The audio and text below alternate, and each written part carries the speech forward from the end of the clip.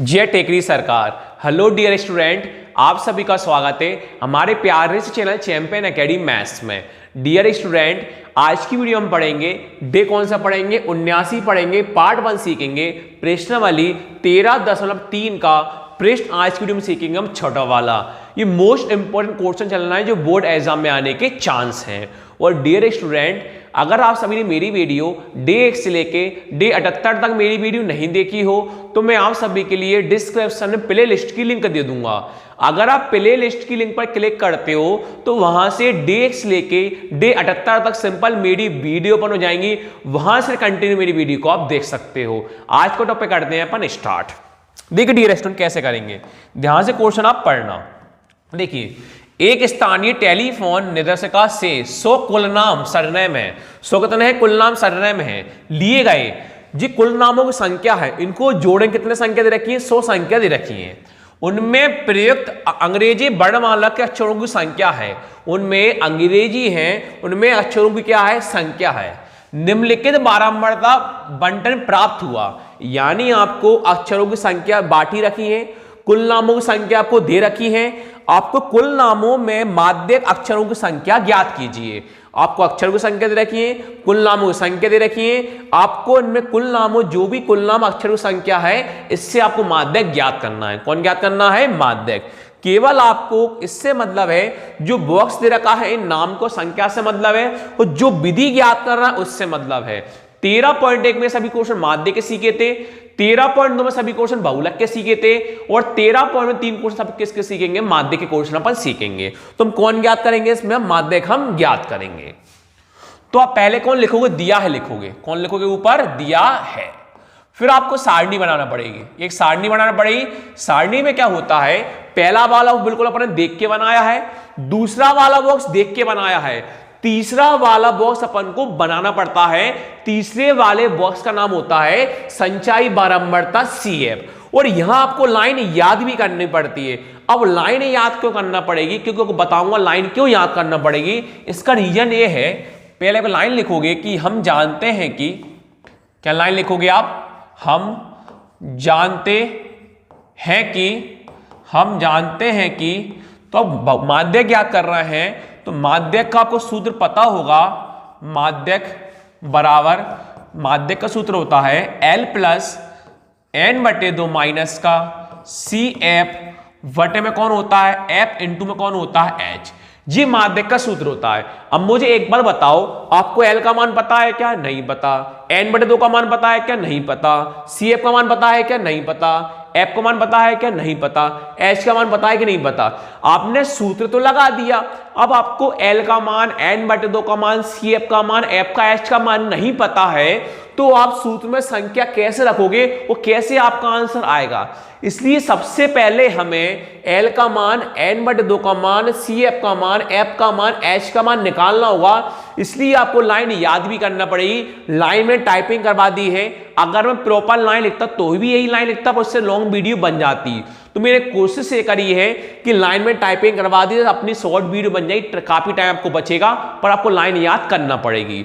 तो सबसे पहले हम L का मान, N/2 का मान, CF का और F का और H का मान निकालते हैं। जब भी आप सूत्र में रख पाओगे माध्यक के, और जब भी आपका आंसर आ पाएगा।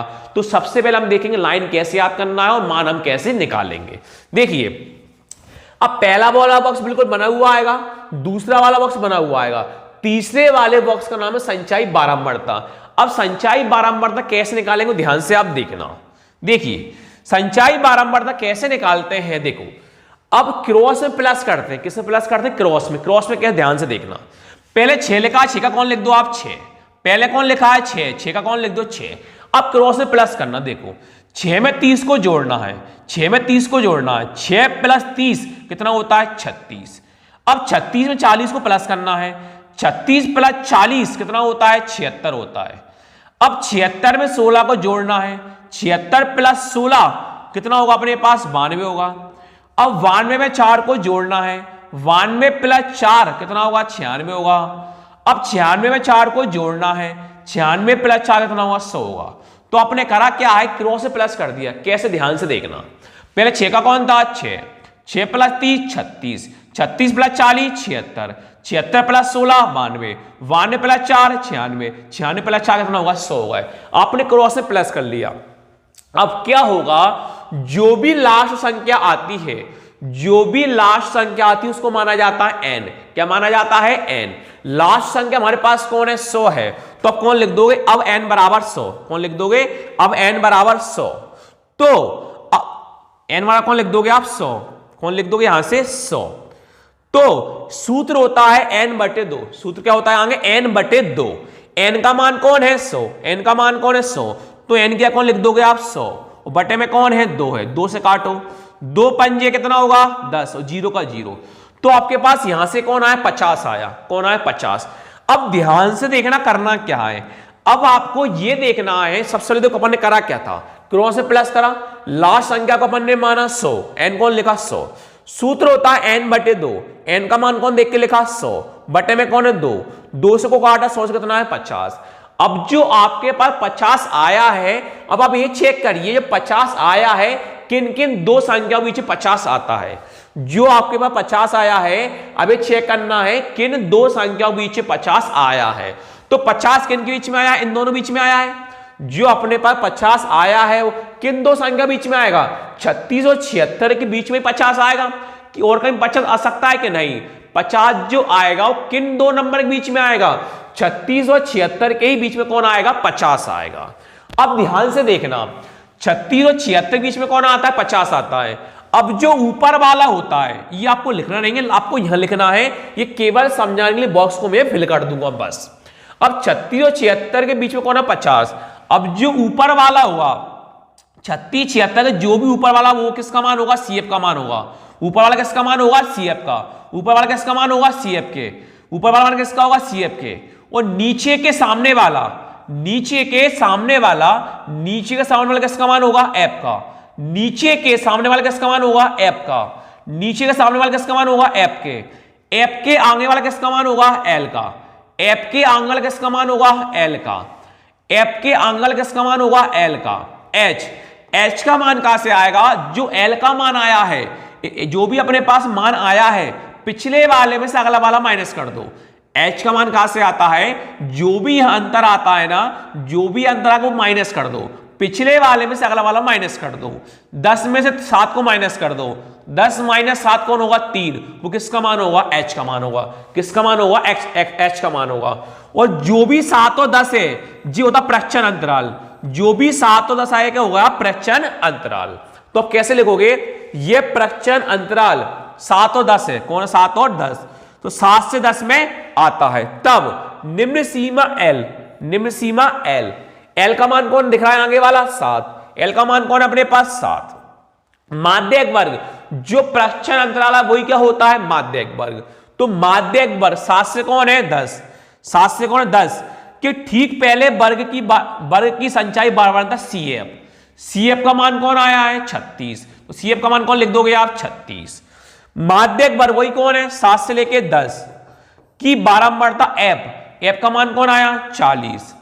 वर्ग माप H का मान कौन है? 3 है। तो आपने क्या करें? सबके मान निकाल लिए। n बटे 2 का मान 50 है, L का मान 7 है, CF का मान 36 है, F का मान 40 है और H का मान कौन है? 3 है। आपने सबके मान निकाल दिए हैं। बस केवल आपको अब सूत्र मानों को आपको रखना है, ये आपको लिखना नहीं है। अब ध्यान से मान अपन कैसे रखेंगे, ध्यान से देखना, ठीक है? आप सब लोग देखो, मान रखते हैं बस अपन। अब देखो ये अपने पास कौन है? L है। तो आपको दिख रहा होगा कि L का मान कौन है? 7। L का मान कौन है? 7। तो अब L क्या कौन लिख दोगे? 7 प्लस का प्लस n बटे 2। तो आपके पास n बटे 2 का मान कौन आया है? 50। n बटे 2 का मान कौन आया है? 50। तो अब n बटे 2 क्या कौन लिख दोगे? 50 माइनस का माइनस। CF आपके पास CF का मान कौन है? 36। तो अब CF क्या कौन लिख दोगे? 36। वटे में कौन चल रहा है? F। आपके पास F का मान कौन है? 40। तो अब F क्या कौन लिख दोगे? 40 इंटू का इंटू H। आपके पास H का मान कौन निकल के आया? 3। तो आप H क्या कौन लिख दोगे? 3। तो 7 प्लस पहले कोष्ठक खुलता है, 50 माइनस 36 कौन होता है 14, वटे में कौन चल रहा है 40, इंटू आपके पास कौन चल रहा है 3। आगे देखो अब पहले कौन होगा इंटू 7 का 7 प्लस का प्लस 14 का इंटू 3 में करना है, 14 तिया 42, वटे में आपके पास कौन है 40 है। अब ये संख्या कैसे भिन्न में और बटे में है, ये संख्या भिन्न बटे में है क्या नहीं है, तो आप केवल आप लोगों के लिए समझने के लिए मुझे समझाने के लिए मैंने कितना लिखा है 1 लिखा है, आप लोगों को 1 लिखना नहीं है, केवल मुझे समझाने के लिए मैंने 1 क्यों लिखा है, क्यों ये भी संख्या भिन्न में हो जाएगी, ए भी संख्या भिन्न में हो जाएगी, इससे हम आसानी से एलसीएम ले सकते हैं। और एलसीएम की ट्रिक सिखाई मैंने आपको हर बार, अगर बीच प्लस हो या फिर माइनस हो, प्लस माइनस में कुछ भी हो तो अपन कितनी बार इंटू करते हैं 3 बार।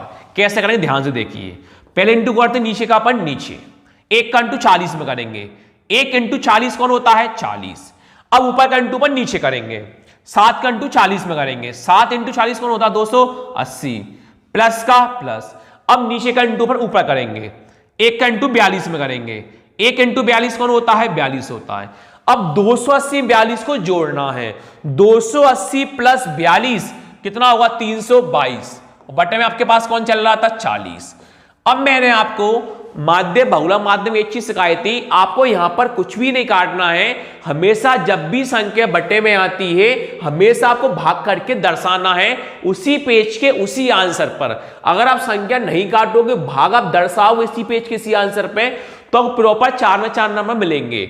अगर आप मानेंगे चलो यहां काट लोगे और भाग आप नहीं दर्शाओगे, आंसर डायरेक्ट लिख दोगे, तो हो सकता है बोर्ड वाला आपका नंबर काट ले, पर अपन को रिस्क वाला काम नहीं करना है, क्योंकि अपन को प्रॉपर नंबर लाना है तो अपन को कुछ भी नहीं काटना है, और जो भी भाग भाग करके अपन को दर्शाना है, तो भाग अपन दर्शाते हैं।